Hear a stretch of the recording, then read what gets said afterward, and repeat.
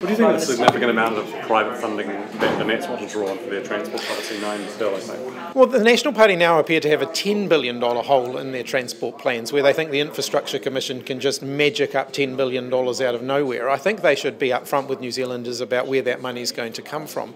Even if it was coming through things like private equity, through public-private partnerships, at the end of the day, someone's still got to pay for that. There still has to be a revenue source associated with that, and they don't seem to know where that is. $10 billion is a lot of money. That's about $5,000 per New Zealand household that the National Party think is just going to materialise out of thin air. Where's Labour on the idea of PPPs when it comes to transport?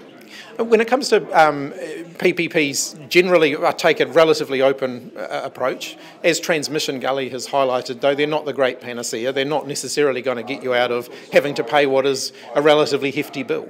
How does National plan to service the $9 billion of private capital that you bring in?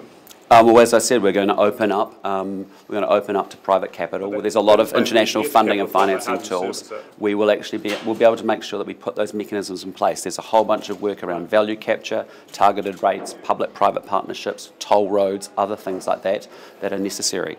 And the New Zealand public are up for that. They want the infrastructure built. They know the difference it makes to their daily lives, and they're prepared to be able to get that infrastructure pulled forward, and also to be able to have it not so they don't have to pay for it.